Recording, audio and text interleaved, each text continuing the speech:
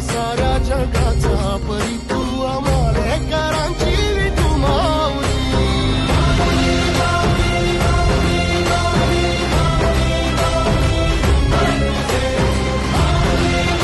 भिडे आसमंती ध्वजा वैष्णवांची उभी पंढरी आज नानावली तुझे नाव ओठी तुझे रूप ध्यानी जीवाला तुझी आस गाला घरी